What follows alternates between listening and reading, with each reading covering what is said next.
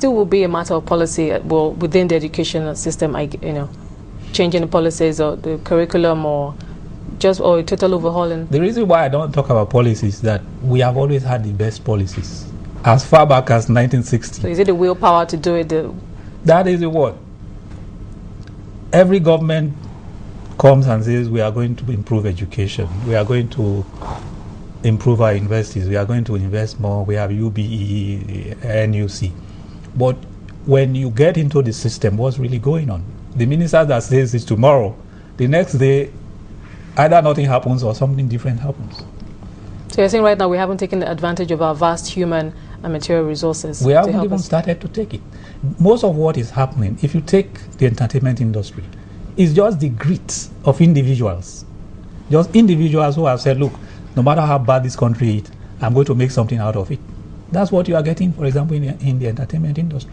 It's not as if government policy has said, let us develop the entertainment industry, let us invest in it, let us get people who are good, provide the infrastructure, provide the training. It didn't happen with Nollywood. People just got up and said, look, we are going to create something out of nothing. Okay, with the new economic team now that we have on ground, perhaps things would change. We have a new finance minister who has come with, how she said, fresh ideas, and she said she's going to put her team to work and she's going to help bring to pass President Jonathan's economic reform agenda. Perhaps we'll see some significant changes. Yes, there are three ministers that can really change most of the things: finance, agriculture, trade and investment. These three ministers, if allowed to do their jobs, can transform this country.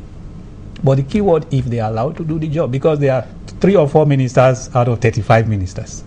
And of course, you have issues with trying to drive as fast as you want when everybody is either standing or pulling back. So you have to, have the support of the president to say, look, the president has said, for example, we want to be self-sufficient in rice in 4 years. So everybody in the government should support the Minister of Agriculture to get that done. The Trade and Investment Minister says, look, we want to transform this economy from an oil-based economy to a manufacturing and service-based economy in the next 4 years. Government has to support that. We have perhaps one of the best finance ministers any country can hope for. The question is, she was here before, she's here again. Will she get the kind of support that she needs to do all the things she can do? She has done it for other countries as an officer of the World Bank. Most of the East Asian countries, she was a World Bank advisor to most of those countries when their economy was being transformed. So she can do it, but you have to have first a president, a political party, and an infrastructure of government that will support these few ministers. Okay, now while the central bank takes some of its 5 to 10% of that would be amount to about $3.3 billion US dollars away from the dollars into the yuan, of course that would bring about a reduction in the amount of dollars we have. Certainly, would that be, how would that impact on dollar demand? We still trade, we still import a lot of things into the country, and we do that via the dollar. It will not have an immediate impact because people still have the dollar mentality.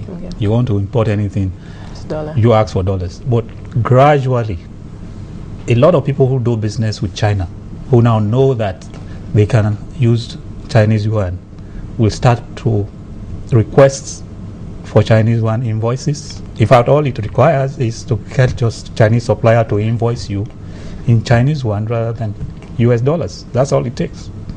And once that happens, you will see the movement. For example, if you are importing from Germany, they will give you an invoice in euros. They will not give you an invoice in dollars.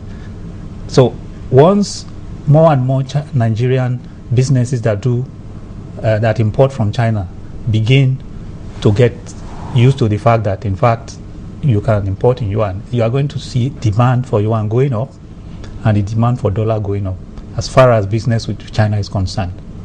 So that is when you begin to see, but it's going to take a while because their trade transactions are maybe 6 months, 1 year commitments. So maybe next year you begin to see a little bit of demand for the Chinese yuan. Okay, now do you think it's going to become? You've said in the next few years we'll see more demand for the Chinese yuan. Is it going to become like a popular currency on the especially on the streets at the parallel market where people go to buy the dollars, and then they're talking about dollars on one hand, they're talking about the euro, and then we'll begin to talk about the Chinese yuan also. Do you see that happening? It's not going to happen suddenly. It's going to creep into us slowly. How is it going to happen? Before, you hardly thought of people going to the Chinese embassy to look for visas. But right now, if you have anything to do with the Chinese and you go to their embassies, the numbers of people lining up there has been growing steadily and steadily. That is where it starts. As more and more people have cause to go to China, they will need the Chinese yuan. Because people go to Europe, they need the euro.